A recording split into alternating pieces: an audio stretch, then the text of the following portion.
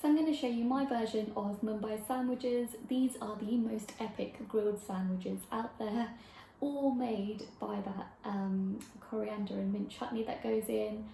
And my version, I like to make a potato masala to go in as one of the layers, and also a tomato and red onion salsa as well. So hope you guys enjoy it. So I've got to make the mint and coriander chutney. So I've just got some fresh coriander and fresh mint, which I've washed here. And I'm going to put it into my hand blender so you can see what's happening as well. And with that, I'm going to add 1 chilli and 1 clove of garlic as well. And I've got some salt.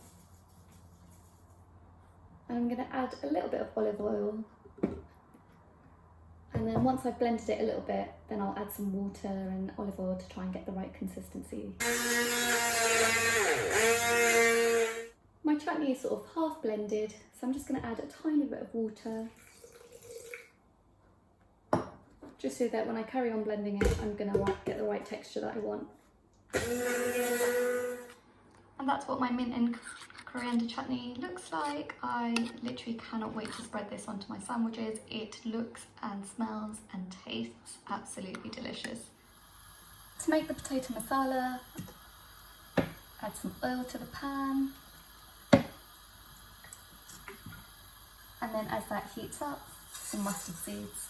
And as that starts to crackle, just add your chillies, your ginger and your onions.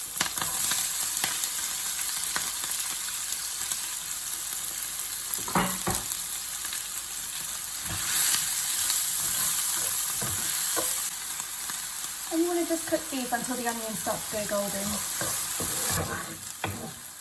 The ginger and chilli combo you just cannot go wrong with. And it's such a simple masala, but trust me, it makes such a big difference as well.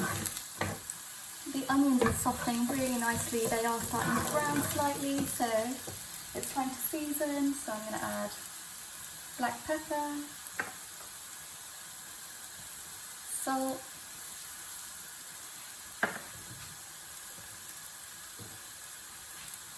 and some turmeric as well. And you just want to stir your spices in and just let those onions take in those flavours. Turmeric can be quite raw, so just letting it toast in this will just release all those lovely flavours and will be perfect for when you add your boiled potatoes. This, by the way, goes perfectly with masala dosa as your filling, or with some puri as well. So, you know, FYI, if you do decide to make this recipe, it is one of those that can be adapted for very different dishes. It's now time to add the potatoes. So all I'm going to do is just crush the potatoes with my hands while putting them in. This will just make it really easy for it to take in the onions. And you want to turn your heat down at this point as well so it doesn't start to burn. And that's pretty much your masala done. Just give it a quick taste, make sure you've got enough salt and pepper in there. And that's ready to go into the sandwiches. I think traditionally they sort of just chop the tomatoes and onions as you would normally for a burger. However, I'm not a massive fan of raw tomatoes in my burgers. It's the one thing I always take out. So even though it's been grilled, I don't know, I thought why not make it into a little salsa, which is so much better. So I'm going to chop these up really small with my onions, add some green chilies as well, and it'll be a really great layer for your sandwich.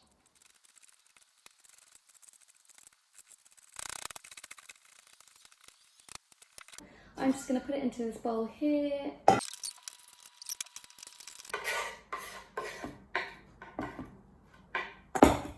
I'm just going to mix it all together to create a really lovely spicy salsa.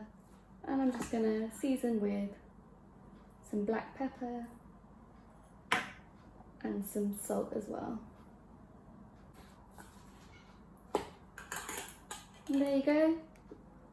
That's my tomato and onion layer for my Mumbai sandwich. So to assemble the sandwich,